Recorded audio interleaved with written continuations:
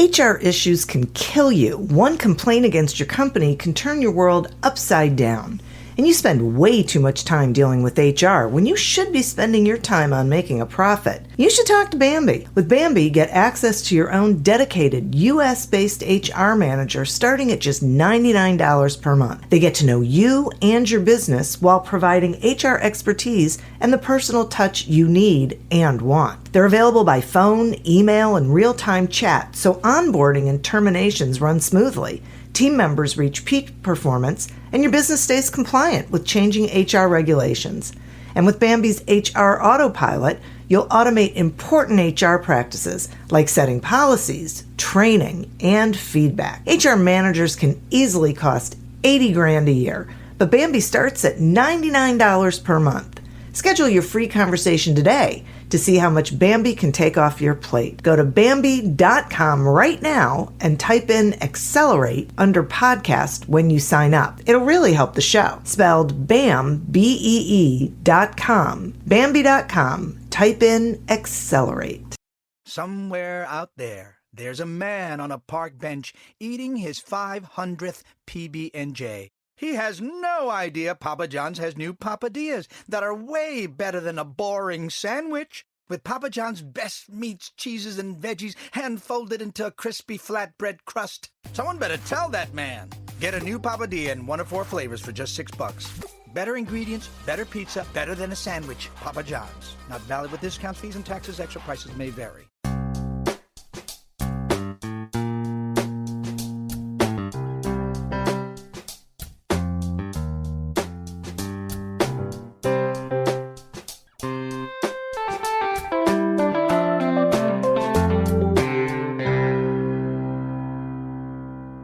Welcome to Accelerate Your Business Growth with your host, Diane Helbig. Diane is a leading small business development and leadership coach, author, and speaker who is passionate about sharing valuable ideas, tips, and techniques with business professionals worldwide. Diane brings you the world's experts and gurus in all things business. Whether it's sales, structure, social media, planning, or plateauing, guests bring their expertise and energy to each episode. When growing your business is your focus, Accelerate Your Business Growth is the show to listen to. Got a topic or guest suggestion? Let Diane know. The goal is to make sure you have the information you need to move your business forward. Thanks for joining us. Settle in and enjoy. Hey, everybody. Thank you so much for joining us today. Our podcast is sponsored by Audible.com. Audible.com is a leading provider of spoken audio entertainment and information. Listen to audiobooks whenever and wherever you want. Get a free book when you sign up for a 30-day free trial at audibletrial.com/businessgrowth. Accelerate Your Business Growth podcast continues to gain recognition as a great resource for small business owners, entrepreneurs, and sales professionals. From Inc.com to MSNBC's Your Business to a whole host of other sites, Accelerate Your Business Growth is enjoying inclusion on lists of the best podcasts to listen to. This is due in large part to the wonderful guests who I have had the honor of speaking with over the years. These are folks with expertise in specific areas of business, and they give of their time and their talent to share that expertise with all of you so that you can do better things in your business. Today is no different. My guest today is Lee Salz. Lee is a leading sales management strategist and CEO of Sales Architects. A recognized expert in sales differentiation, he works with senior executives and business owners across all industries, helping their salespeople win more deals at the prices they want. In addition to Sales Architects, Lee created the Revenue Accelerator, a sales onboarding and enablement technology firm that structures and automates the onboarding experience for salespeople. His entrepreneurial background gives him a unique insight into the challenges executives face during growth phases.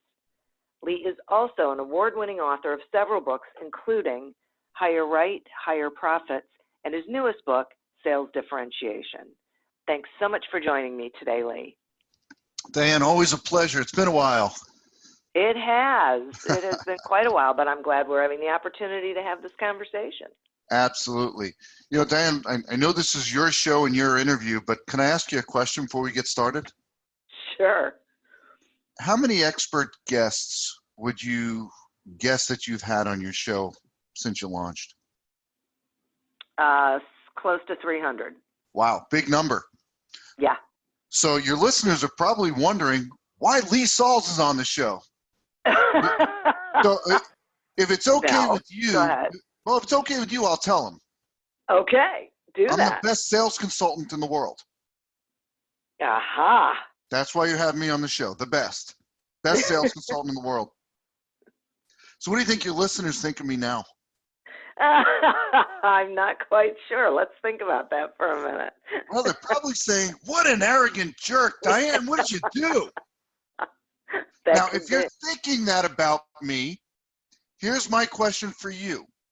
Why do you think your prospects feel any differently about you than you feel about me at this moment? When you come marching in saying your company, your products and services are the best. They don't. They feel the same way about you that you feel about me at this moment. That is so true.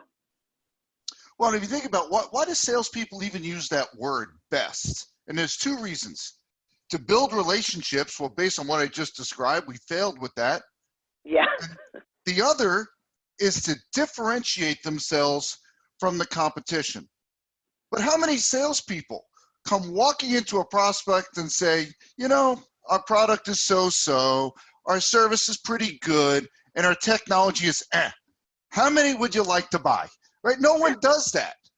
No. Every salesperson comes in preaching that what they have to sell is the best, which means we've also failed in that objective to differentiate ourselves because we sound like everybody else. That is so true.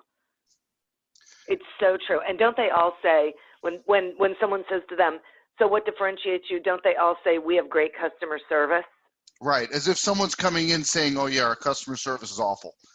Yeah. Now, I have found there is one person on the entire planet that I found that can use the word best. I could say best and have it be meaningful. You know who that is, Diane? No. It's your client. When your client says that about you, it's meaningful. Because this is someone that's had great experiences with you, and they have credibility that salespeople do not. So it's the same word, but when we say it in sales, it's meaningless. When others say it about us, it's tremendously meaningful. That's what makes references so important. Oh. That makes a lot of sense when you say it that way. So that's just one of the concepts that's in the book that you mentioned in the introduction, Sales Differentiation, which is position meaningful differentiation so buyers perceive your solution is best without you ever saying the word. That's powerful. Well, it is. But, okay. So Diane, has this been a different start compared to 300 years ago? I have to say, yeah, it is. Yeah. Well, that's the goal. We got to be different. Sure. I know, exactly. Right, exactly. That's what the whole subject is about. Okay, so seriously, so I get the whole, reference thing, but first you have to get the clients in order for them to be able to, right, give you references. So how really does a salesperson go about differentiating their business or themselves or, their product or service without and make it work, let me say it that way, and have it really be something that's meaningful?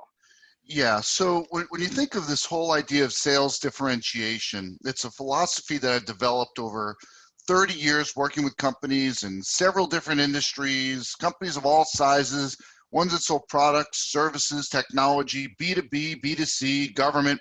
Doesn't matter what you sell, there's always a conversation about price.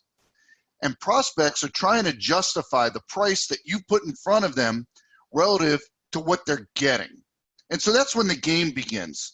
Did the salesperson demonstrate enough value to support the price that's been placed on what they sell? And a lot of salespeople struggle with that. And they're left with no choice other than drop the price to win the deal. Yeah. So Right. the core objective of sales differentiation is to help salespeople win more deals at the prices they want. And there's two parts to sales differentiation. There's sales differentiation around what you sell and sales differentiation around how you sell. So when we Okay. talk about what you sell, I find a lot of salespeople and even executives struggle with that differentiated value. They see it internally in their company. They see it. It's crystal clear to them, but they're ineffective at helping someone on the other side of the desk see what they see, to be as passionate as they are. And if you can't build that passion, you might as well not have a differentiator, because it's going to come down to price anyway. Yeah. The other side of the equation is sales differentiation around how you sell. Every interaction between seller and buyer provides opportunities to deliver meaningful value and do something different than what the competition is doing that a prospect would appreciate. Every touch point between seller and buyer provides you with that opportunity. Okay. Let's take the first one. This is fascinating to me. Let's take the first point. How does someone go about, because you're saying they don't know how to articulate it in a way that other people can see it. So how should they be articulating it? Well, so I'll tell you a story. This is around sales differentiation of what you sell. I live in Minneapolis, and we are getting into our cold season, as if there's really a hot season. Actually, there is. It does get in the upper 90s here in the summer, both weeks of it. But we're already down into the teens as a high for today, and it's all downhill from here. And I have two large dogs that I adopted a number of years ago, and we have a nice fenced-in yard. And so when they need to go do their thing, I send them in the backyard to go do it. And from November to March, I don't pick it up, Diane. I just leave it in the backyard. Yeah. And there's a company that I've used for a number of years that does what they call a spring cleanup. They come and they pick up the poop that's been left over these several months. And I always appreciated this service because, you know, you don't have to bend over and injure your back. And it's nasty. I mean, you don't want to do that. But there was always one part of the service that I didn't like. They'd pick it all up and they'd leave giant bags of poop on the side of the house, left for me to then lift, put in my garbage can, and discard. Oh. Well, this year, when I called to schedule service, they were a little slow to respond. And I got an email from one of their competitors. Who would have thought dog poo was a competitive industry, right? Same price for the service. So I said, okay, we'll try someone new this year. So the guy comes out, does that whole pickup, and he's leaving. I said, well, what are you doing? He goes, what do you mean, what am I doing? I'm done, I'm leaving.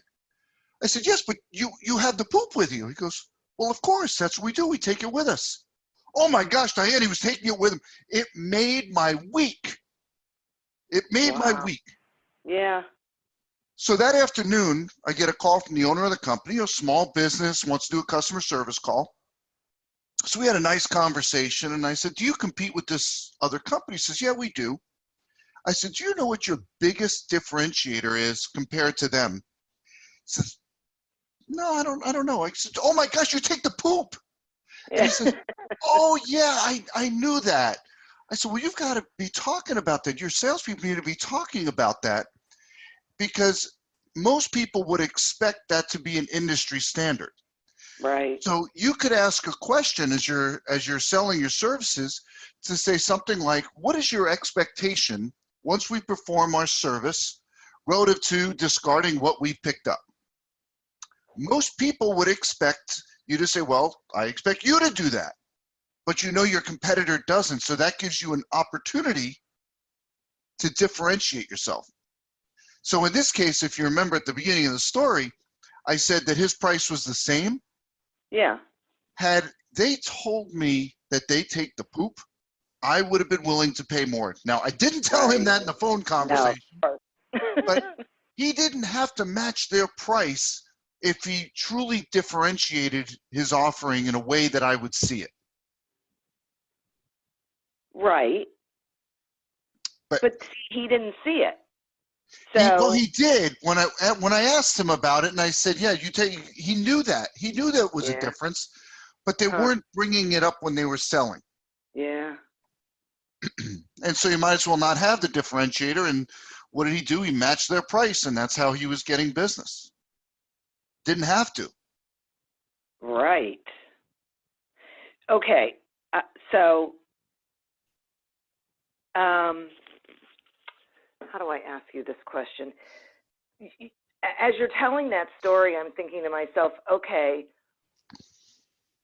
do you think that every company has a differentiator, or are some companies offering the exact same thing? Well, you may or may not. And so if you look at the what you sell part of the equation, sometimes there aren't meaningful differences around what you sell. Okay. And that leads you to the how you sell side of the equation. And that whole idea of providing meaningful value in a prescriptive way, meaning it's a defined strategy. It's not accidental that you do it. So I'll give you an example.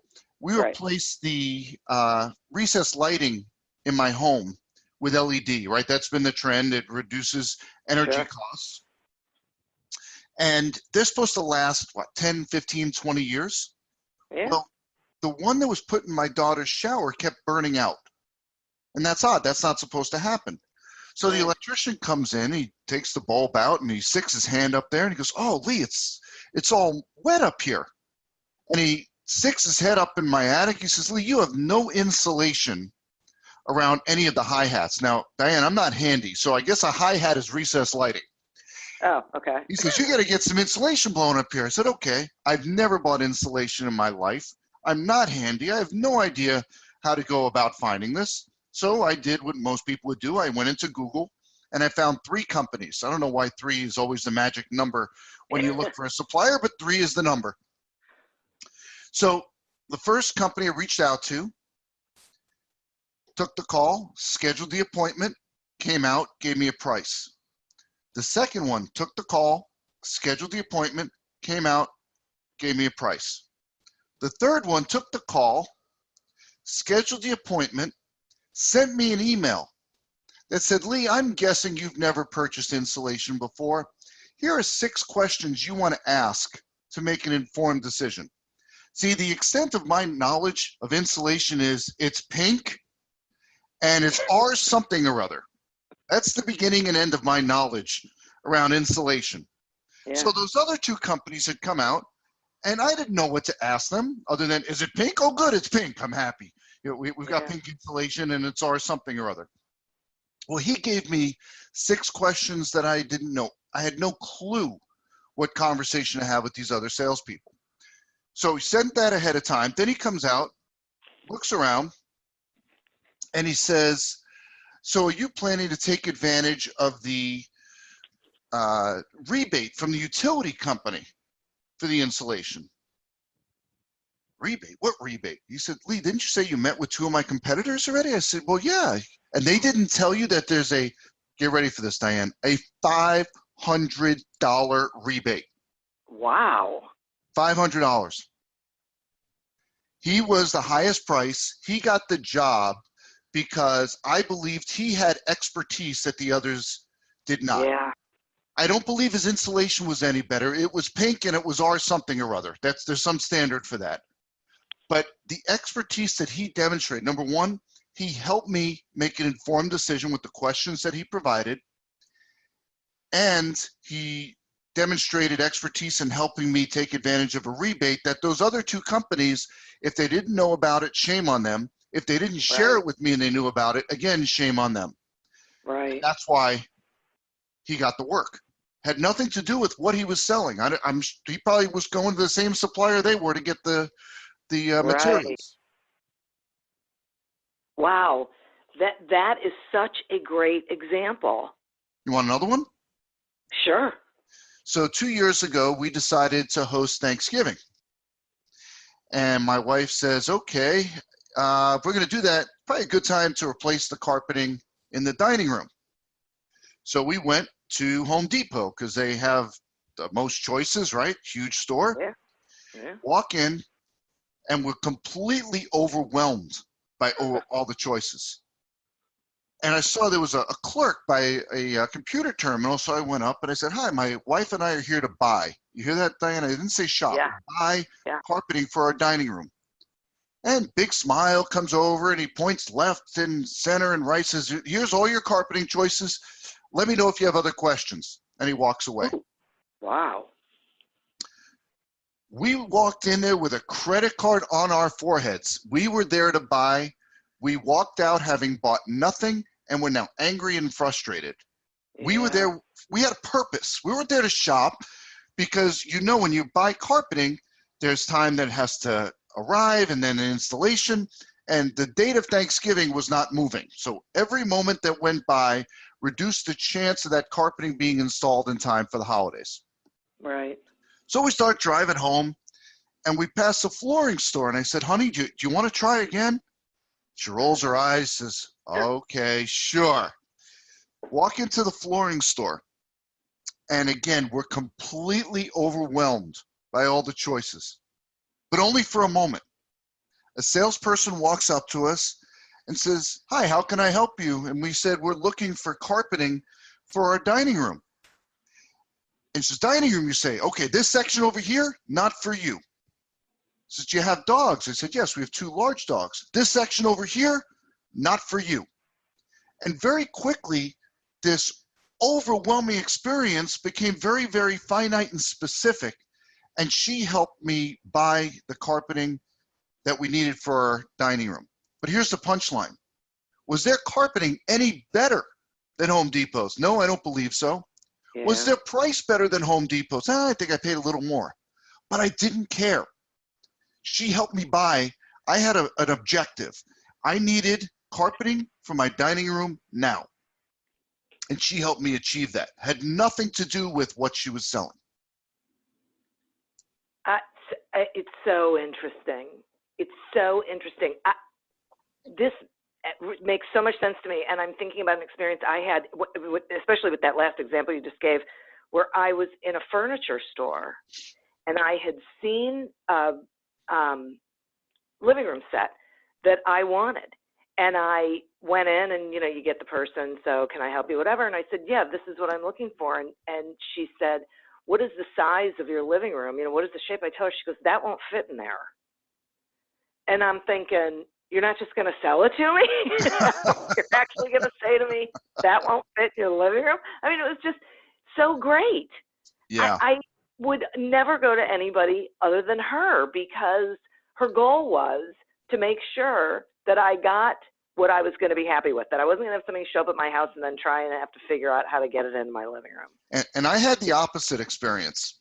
We went into a store and my wife wanted to get a leather couch.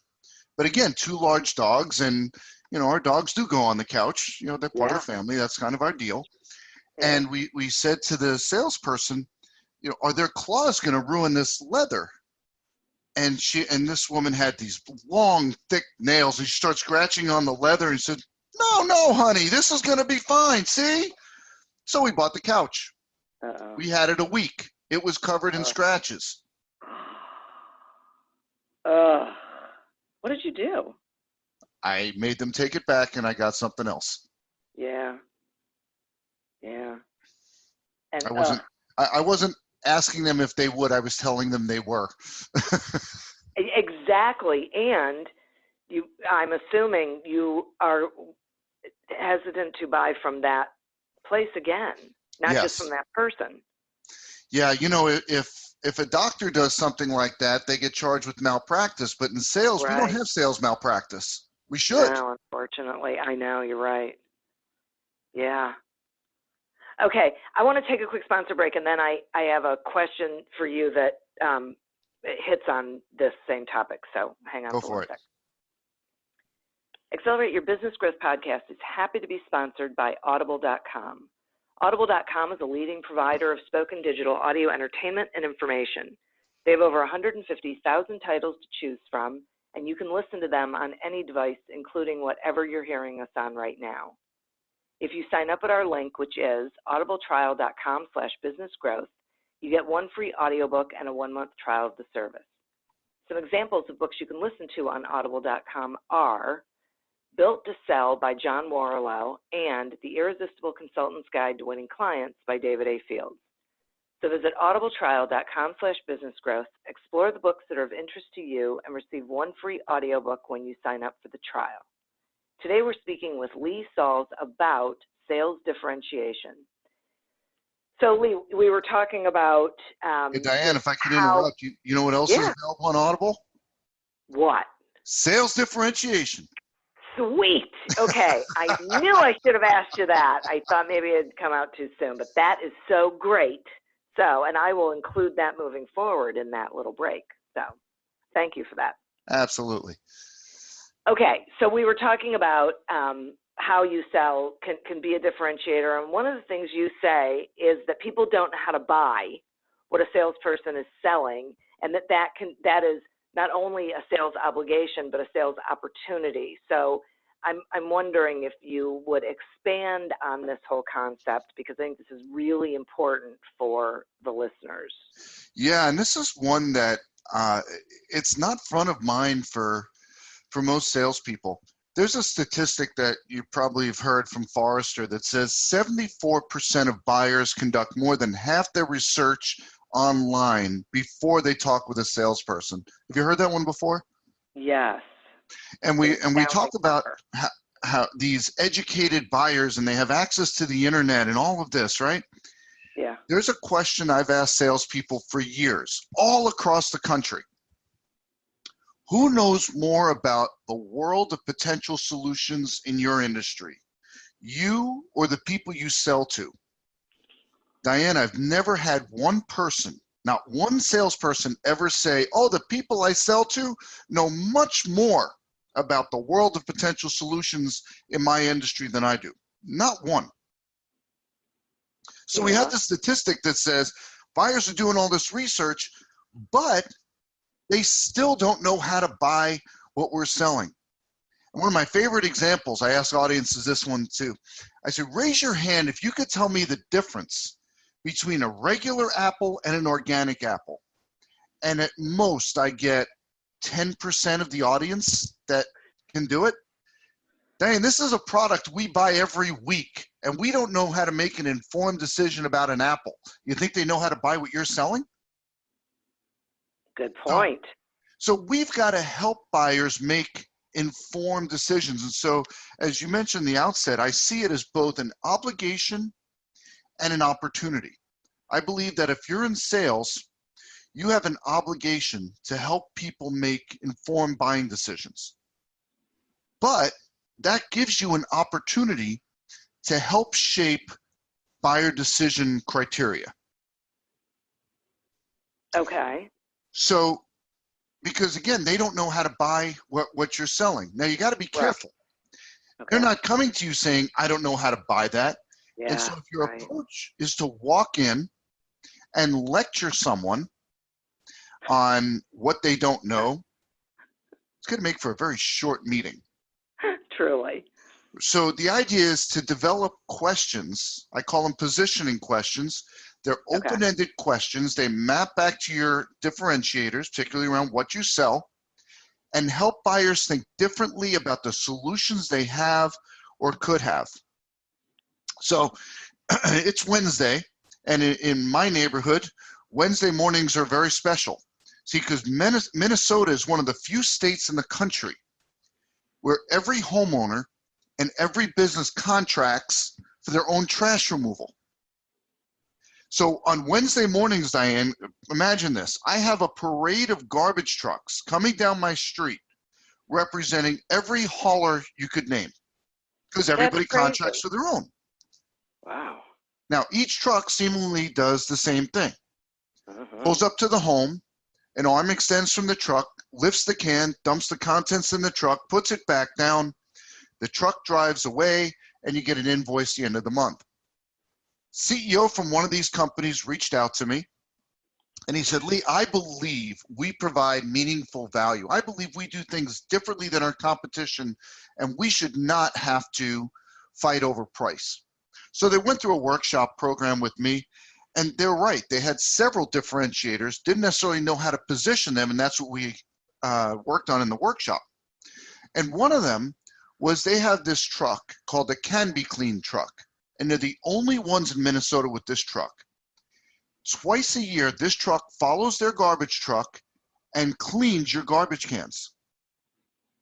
Wow, really? They're the only ones that offer this, and it's free for their clients. They don't pay extra for it. I shouldn't say free, it's included in their service. Right. So they didn't know how to talk about this differentiator, and these are residential salespeople that are making calls and ringing doorbells. So we developed a positioning question, to be asked right at the very first moment after they introduced themselves. And the question was this: when's the last time you had your garbage cans cleaned? Because we know they never have unless they did it themselves. And if you've ever cleaned your garbage cans, you know what a miserable experience that is. Yeah. And that question, right in that first moment, we've helped someone think differently about something as simple as a trash service, not because of something we've said, but rather a question that we've asked, helping them think differently about the solutions they have or could have. See, what happens, so if you accept the premise that people don't know how to buy what you sell, there's an issue in the way in which most sales calls are handled. If you ask a salesperson what they're trying to accomplish in that first sales call, they say, I want to find pain, or I want to find challenges. Those are the common methodologies, that talk about that. Yeah. In other words, the side of the equation that someone perceives could be better or different with an alternative solution. But so often we ask these pain questions, and they say, well, no, it's fine. But what if you had the ability that they don't know about to provide, whether it be faster technology or service in a different way that's meaningful to them, etc.? They don't perceive that there's an issue. So if we aren't asking questions on the other side of the equation, this positioning question side, to expose areas that they didn't perceive could be better or different, we walk out of a lot of sales calls with no identified opportunity. Yeah. This is really, I love this concept. Well, thank you. I am imagining that it's sort of, it can be a landmine, because if someone picks, I'm going to say, an incorrect positioning question, can they do more harm than what they're trying to accomplish? Yes. So in my book, Sales Differentiation, I lay out a 5-step process to profiling differentiators that includes developing a positioning question. So you have to consider, first of all, why does that differentiator even matter? So for example, let's say you've won an award.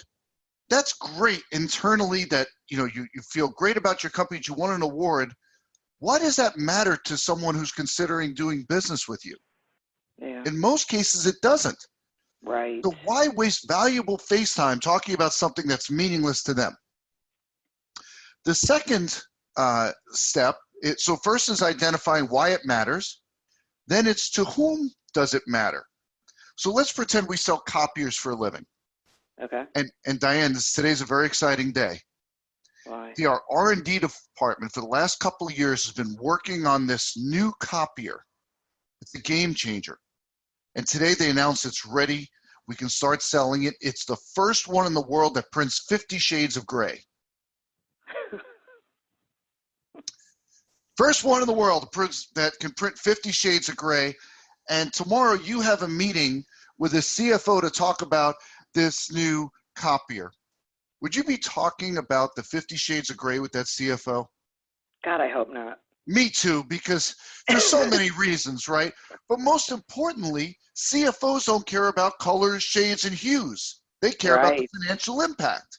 But Yeah. if that afternoon you're meeting with a marketing director, they're less concerned about financial impact and more interested in a conversation about print quality, the colors, the shades, and the hues. And the following day, if you're meeting with the IT manager to talk about this copier, they don't care about the financial impact. They don't care about color, shades, and hues. They care about security. They care about reliability, how it's going to work within their network.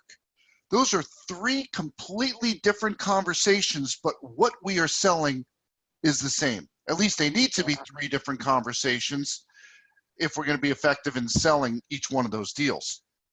So we need to figure out, when we're talking about a differentiator, is we need to ask ourselves, to whom does this matter? And then under what circumstances? When is it going to matter? So there's information you learn in your research, there's information that is shared with you, and there's information that you might observe while you're on a sales call that says to you, this is really going to resonate here. And then based on those first three steps, you develop these positioning questions. They're always open-ended, because a closed-ended question, as you know, is a yes-no question, and we don't want the conversation to end prematurely.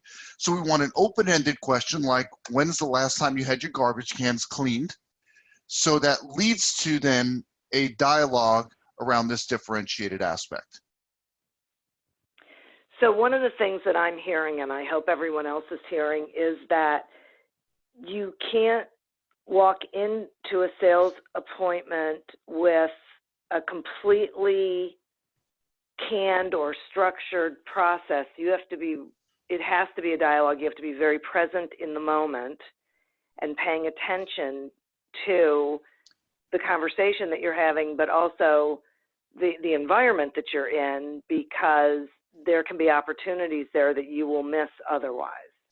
I'm actually not saying that at all.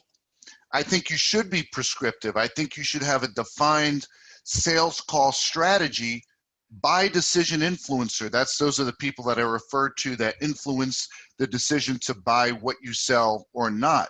You should be prescriptive. Have a defined way that you're going to handle that call, but the nimble part comes in based on who you're meeting with, like with that copier example. Okay. So I love to get crowds going with this. I'll ask, do you have an elevator pitch? And of course, everyone says, yeah, of course we do. So that's one of the biggest mistakes you can make, is having an elevator pitch. And I get these odd looks. My issue isn't the concept of an elevator pitch. My issue is the word "and" in front of it. Think of it in the singular sense. Yeah. We need to have the right story to position based on the type of person we're meeting with. So if you sell to large companies and you also sell to small businesses, your messaging can't be the same for both, because their needs, wants, and desires are different. Okay, thank you for that. That makes perfect sense to me. So what if people are listening and their prospects buy through RFPs, those requests for proposals, where those seem to be tremendously regimented? How do they go about, doing sales differentiation when they're faced with an RFP? Yeah, and so that's always a fun one, right? If there was any logic to the English language, RFP would be a 4-letter word, not a 3-letter word. And so when we hear that a company buys through an RFP, most of us will just toss in the towel and say, okay, they're going to commoditize us. It's all going to come down to price, and we're going to lose. Right.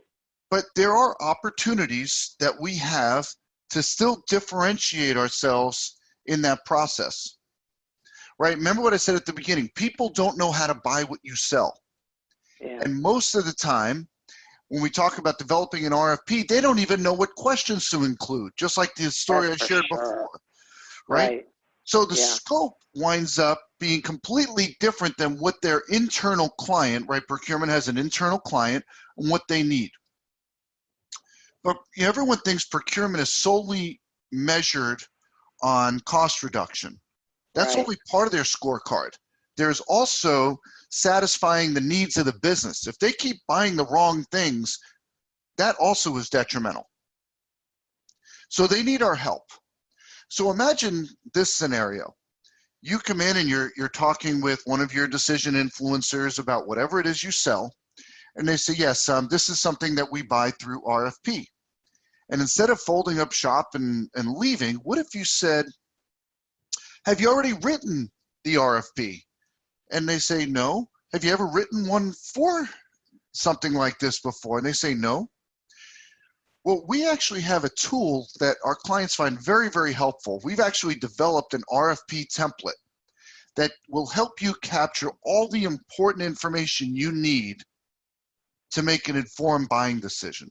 In other words, what I'm suggesting that listeners do is write an RFP for what you sell as if you were a buyer of it. And make it, and it's not just a plain old Word document. Write it so that it's ready to be put on the street. I've done this. I've had some that took it exactly as I provided, didn't even change the footer where it says insert your company name here, and put it out on the street for bid. I've had some pull questions from what I provided, and I've had some not use it at all. In all three of those examples, I still differentiated myself. I showed respect for the process. I provided help. I demonstrated expertise, right? All of those happen whether they use what I provided or not. And those are things that differentiated me and what I was selling right up front before the RFP ever hit the street. I was trying to help this procurement person look good in his or her organization while my competitor salespeople would look for every way to navigate around them. Yeah. Yeah. It's so interesting. It really is a lot about mindset, about approach, how you look at what your role and responsibility is to your prospect. Yes. Wow. And if you look at every interaction you have and say, what can I do that my prospect or decision influencer would find meaningful that my competitors are not doing? And turn that into a strategy to stand out. I mean, look, at some point, if you look at what you have to sell, there's a ceiling. You can only differentiate it so much, right? At some point, you've exhausted everything you can do. Yeah. And if you're in a larger organization, you can't make it bigger or smaller or rounder or redder or bluer. It just is. And you're faced with a very competitive marketplace, and what you have to sell, you can't make changes to it. So look at ways to differentiate how you sell as a key to winning more deals at the prices you want. Yeah. This is really, I mean, I so love this concept, and I am so glad that you have joined me to talk about it. And I want to make sure that people get the book, but not only that, know how to get in touch with you. So will you tell them how they can get in touch with you, and then I would like to share with them about how to get your book. Sure. My website is salesarchitects.com, so that's plural. Sales, ARCHITECTS.com. And all my contact information is up there, as is a bunch of resources to help you with sales. Awesome. Thank you. Now, what I would like the listeners to know is that if you guys go to salesdifferentiation.com, that's where you can get the book. But not only can you get the book, you can get a bonus program. It's a 20-week program that will actually help you put the concepts into practice. And this is something that Lee really only offers to his clients. It's like a $1,500 value, and he's offering it on that site to all of you when you get the book. So take advantage of this offer. It's huge. It's not only that, you know, you're reading the book, it's that then you're going to get help actually putting these concepts into practice. So, for me, I think it's a huge thing, because sometimes we read something and we go, okay, well, sounds good, but I don't know actually how to do it for myself. That is not going to be a problem you're going to have here. Yeah, and So, you can actually buy the book wherever you're most comfortable. You could go into a brick and mortar like Barnes & Noble. You could go anywhere. Go to Audible and get it, for example. And when you go to salesdifferentiation.com, you just upload your receipt, fill out the form, and you'll get once a week for the next 20 weeks an email with a link to a video to help you put these strategies into practice in your organization. And I'm committing to 20 weeks. I'm having such a blast recording these. It'll wind up being more, but you'll guarantee to get 20. That's so great. It's such a wonderful offer. Thank you for doing that. And as you folks heard, go get the book where you want to, if you don't want to get it there, but then upload your receipt and you will get access to this wonderful program. Lee, thank you so much for joining me. We could talk about this concept for much longer, but I want people to get the book. So I'm stopping here so people, still believe they have a reason to go and get the book. So thank you so much. And folks, listeners, thank you. I completely appreciate you, as well as our sponsor. If you would like to get a free trial of audible.com and a free audiobook, which, you could get this one, go to audibletrial.com/businessgrowth. As always, continue to prosper and be curious. And until we meet again on another episode of Accelerate Your Business Growth, goodbye and good day. ¿Por qué esta Coca-Cola de McDonald's sabe tan bien? ¿Será la máquina?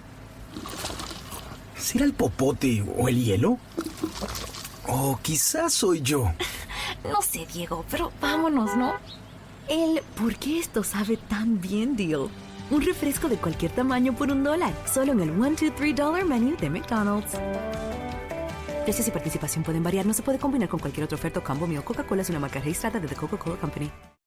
The world's best-known investor and Wall Street expert Warren Buffett once said, "Wall Street is the only place that people ride to in a Rolls-Royce to get advice from those who take the subway." Mr. Buffett's quote is remarkably accurate, but how many people would rather receive advice from him than someone simply guessing? Welcome to Buy, Hold, Sell, your single source for Wall Street knowledge and profitable guidance. Please join me, Todd Schoenberger, and fellow trader Tobin Smith, as well as host Veronica Dudo, for a podcast known to move the needle for investors. Tobin and I are seasoned Wall Street executives with deep investment experience, and we are prepared to share our advice to those who choose to listen. Download Buy, Hold, Sell today on the Evergreen Podcast Network or your favorite podcast channel.